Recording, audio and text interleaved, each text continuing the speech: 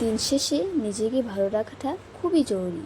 এই সংসারের পিছনে তুমি নিজেকে যতই উজাড় করে দাও না কেন, সব কিছুর মাঝে নিজেকে যদি একটু ভালো না রাখো, তবে তোমার ভালো রাখার থেকে কিন্তু কেউ নিয়ে বসে থাকবে না।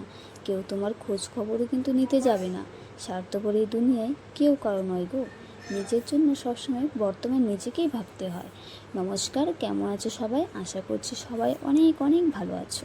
আর আমিও বর্তমানে বেশ ভালোই আছি। তবে কিছুদিন আমার শরীরটা কিন্তু একটুও ভালো যায়নি। আজ দুদিন থেকে একটু ভালো হয়েছে। তবে হ্যাঁ, এই ভালো না থাকার দিনগুলিতে কিন্তু আমি অনেক মানুষকে বুঝলাম, দেখলাম যাকগে এসব বাদ দাও। আমি দিয়া আজকে আরও একটি ব্লগে তোমাদের অনেক অনেক স্বাগত জানিয়ে ভিডিওটি শুরু করছি। আর আশা রাখছি ভিডিওটি তোমাদের ভালো লাগবে। একজন গ্রাম্য গৃহবধূ হিসেবে প্রত্যেকদিন যে সমস্ত কাজগুলি আমি গুছিয়ে করি, তারই একটা ঝলক কিন্তু আজকে তোমাদের সাথে শেয়ার করতে চলেছি। সবাই বলে যায় দিন ভালো আর আসে দিন খারাপ। এই কথাটা কিন্তু সত্যি। যে দিনটা চলে যায় সেটা কিন্তু ভালোই যায়, তবে সামনে যে দিনগুলি আসে আমরা কিন্তু কেউ জানি না সেই দিনগুলো আমাদের কেমন কাটবে। তবুও প্রত্যেকটা দিন আমরা নতুন কিছু আশা নিয়ে দিনটা শুরু করি। যাই হোক, দেখতে দেখতে আবারও একটা বছর কিন্তু আমরা পার করে ফেললাম। শুনেছি যে নারী নাকি ঘর করতে চায় সেই নারীর কপালে ভালো ঘর বর জোটে না। আর যে নারী ভালোবাসার কাঙ্গাল হয় সেই নারীর কপালে নাকি একটুখানি ভালোবাসাও জোটে না। তুমি যার জন্য খাওয়া বন্ধ করছো, তুমি যার জন্য রাতে ঘুমাতে পারছো না, তুমি যার জন্য চোখের নিচে কালো দাগ, মুখে ব্রণ এনেছো, সত্যি বলতে তোমার কষ্টতে তার একটুখানিও কষ্ট হচ্ছে না। লক্ষ্মীমন্ত বউ তো সকলেই চায়, তবে মনে রেখো লক্ষ্মী কিন্তু খুব চঞ্চলা। সঠিক আদর যত্ন সম্মান না পেলে লক্ষ্মী কিন্তু এক জায়গায় থাকে না। সকলে কিন্তু ভালোবাসতে পারে না, আর যারা সত্যিকারে ভালোবাসতে পারে তাদের কিন্তু ভালোবাসাটা জোটে না। ভালোবাসা শুধু প্রথম প্রথম দেখালাম, আর সম্পর্কের কিছুদিন পরে যে কাজগুলি পছন্দ করে না, তার যে কথাটিতে সবচেয়ে বেশি আঘাত লাগে সেই কথাটিই তাকে শোনানো। যে তোমাকে বিশ্বাস করে অতীতে কিছু শেয়ার করেছে, তোমাকে সেই অতীত নিয়েই তাকে কথা শোনাতে হবে। দুর্ব্যবহার করা, মাথা গরম হয়ে গেলে তাকেই আরও অনেক ইত্যাদি ইত্যাদি। এগুলো কি সত্যি ভালোবাসা? একটা মেয়ে তোমাকে বিশ্বাস করে তার সমস্ত কিছু ছেড়ে চলে তোমার কাছে ছুটবে শুধুমাত্র তোমার ভালোবাসাটার জন্যই তো। তোমার কিছু থাকুক বা না থাকুক, সব ছেলেই কি প্রতিষ্ঠিত হওয়ার পরেই প্রেম করে? একদমই না।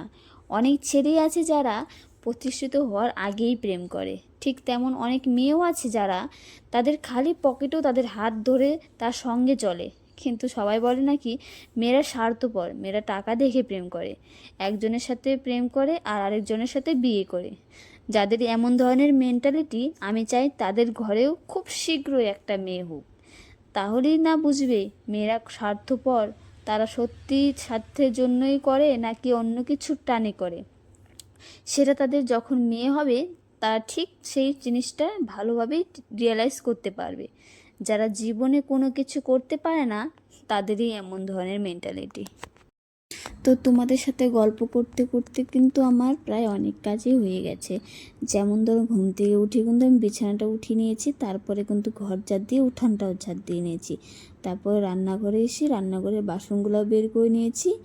আর বাসনগুলো বের করে নিয়ে কিন্তু আমি ভিডিওটা অন করে বাসনগুলো মেজে নিয়েছিলাম। কিন্তু মানে কোনো একটা ভুল হওয়ার কারণে কিন্তু ভিডিওটা অফ হয়ে গিয়েছিল। তারপর আমি যখন দেখতে পেলাম আর কি ভিডিওটা অফ হয়ে গেছে, তখন আমার সব বাসন অলরেডি মাজা হয়ে গেছিলো। তারপরে ছিল আমার কড়াইটা মাজা বাকি ছিল, তখন আমি ভিডিওটা অন করেছি আর তখন থেকে কিন্তু ভিডিওটা চলছে।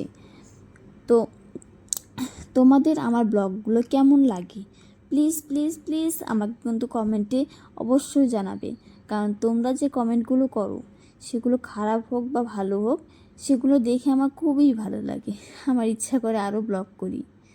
তো কিছুদিন থেকে কিন্তু আমি শরীরটা খারাপ থাকার কারণে সেরকমভাবে অ্যাক্টিভ থাকতে পারছি না, সেরকমভাবে পোস্ট করতেও পারছি না। তারপরেও কিন্তু তোমরা আমাকে প্রতিনিয়ত ভালোবাসা দিয়েই যাচ্ছ। তো সেটা দেখে আমার খুবই ভালো লাগছে যে তোমরা আমাকে ভুলো নাই।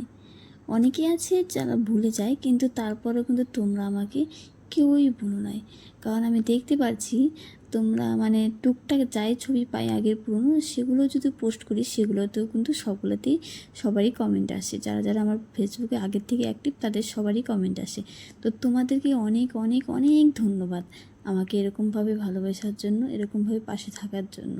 তো আমি চাই তোমরা আমার পাশে, যতদিন আমি ফেসবুক করছি তোমরা আমার পাশে এইভাবেই থাকো, আর আমিও তোমাদের পাশে এভাবেই থাকবো। তো আমার বাসন ধোয়া কিন্তু শেষ। তো এখন কলেপারটা খুবই নোংরা হয়, মানে বাসন যত আইঠা ছিল সব এঁঠো কাটা সব কিন্তু কলেপারে পড়ে, তার জন্য কিন্তু কলেপারটা একটু ভালো করে জল দিয়ে ধুইলাম।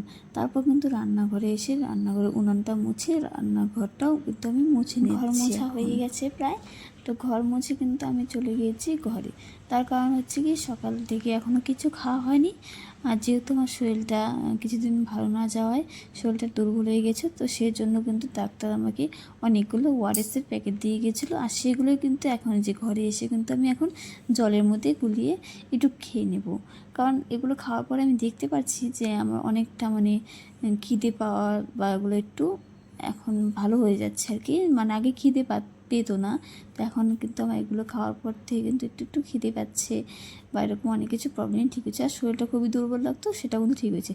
তারপরে কিন্তু আমি শাড়িটা চেঞ্জ করে আমি চলে গিয়েছিলাম রান্নাঘরে। তো রান্নাঘরে গিয়ে দেখি যে শাশুড়ি মা চা বানাচ্ছে আর গোলা রুটি বানাবে। তারপরে কিন্তু ঠাম্মি আসছিলো, ঠাম্মি এসে বলে যে যা তো আমার জন্য কয়েকটা পান নিয়ে আয়, তো পান নিয়ে যাবো বাড়িতে। মানে মানে এই গাছের পান কিন্তু খুবই ভালো। তো আমাদের বাড়িতে এই গাছটা হওয়ার পর থেকে তো আমার শাশুড়ি মা এখনও পর্যন্ত কোনো বাজার থেকে পান কিনেনি, কোনো অনুষ্ঠান ছাড়া আর কি। আর তাছাড়া কিন্তু এই গাছের পানি খাওয়া যায়। আমাদের পাড়ার অনেকেই কিন্তু এই গাছের পানি খায়। তো আমার ঠাম্মা কিন্তু মাঝে মধ্যে এসে নিয়ে যায়। তো ঠাম্মার জন্য কিন্তু আমি এখন পান পেয়ে নিচ্ছি। আর তোমাদের কার কার পান লাগবে আমাকে কিন্তু অবশ্যই বলো, আমি তোমাদের বাড়িতে কিন্তু পার্সেল করে দেবো। তো এই যে আমার এক প্লাস্টিক পান নেওয়া শেষ, তো ঠাম্মাকে দিয়ে দিলাম। তো ঠাম্মা বোধে চলে যাচ্ছে।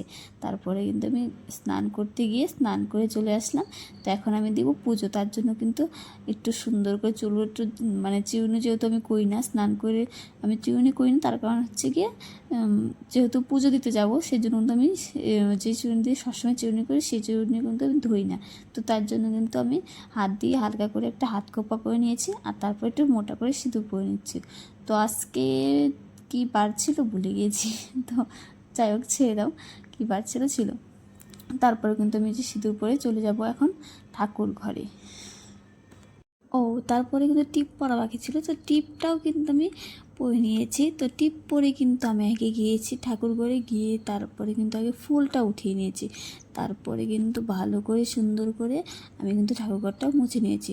তো তারপরে কিন্তু আগে আমি গোপালকে এখন জাগিয়ে নেব। তো গোপালকে যেহেতু কালকে রাত্রে শয়ন দেওয়া আছে, এখনও উঠানো হয়নি, তার জন্য কিন্তু আগে গোপালকে জাগিয়ে নিয়েছি। তো গোপালকে জাগিয়ে নিয়ে কিন্তু গোপালকে আগে একটু সিংহাসনে বসিয়ে দেবো। কারণ হচ্ছে কি, আমি টুকটাক যারা বাকি ছিল সেগুলো একটু করিনি, তার জন্য কিন্তু যে প্রথমে কিন্তু গুরুদেবকে আগে জানিয়ে পুজো দিতে হয়, তার জন্য কিন্তু প্রদীপ জ্বালিয়ে নিয়ে আমি গুরুদেবের ছবিটা সুন্দর করে মুছে নিয়েছি। আর দিয়ে কিন্তু গোপালকে স্নান করিয়ে দিয়ে গোপালের ড্রেসগুলো আমি পরিয়ে দিচ্ছি। আর তোমরা কিন্তু অবশ্যই বলবা যে গোপালকে সাজানোর পরে তোমাদের কেমন লাগছে গোপাল সোনাকে। আর আমার কিন্তু গোপাল সোনাকে অনেক সুন্দর লাগছে। সিংহাসনে বসিয়ে দিয়ে কিন্তু আমি সব ঠাকুরের পুজোটা আগে করে নিয়েছি। তো এখন কিন্তু গোপাল ঠাকুরের পুজোটা দেবো, তার জন্য কিন্তু আমি এখানে মৌসুমি, আঙুর ফল আর যা ছিল সব কিছু রেডি করে নিয়ে কিন্তু আমি গোপালের সামনে দিয়ে নিয়েছি। তো তারপর কিন্তু তুলসী পাতা দিয়ে তারপরে আমি এই যে ধূপ প্রদীপ কাসর ঘন্টা বাজিয়ে জোগাড় টোকার দিয়ে সুন্দর করে কিন্তু গোপালের পুজোটা আজকে আমি এখানেই শেষ করে দিয়েছি। তো তোমরা কিন্তু অবশ্যই বলবে যে আমার ব্লগটা তোমাদের কেমন লেগেছে। তো আজকের মতো কিন্তু এতটুকুই, আবারও দেখা হচ্ছে নতুন আরেকটি ব্লগে। তো সবাই ভালো থেকে সুস্থ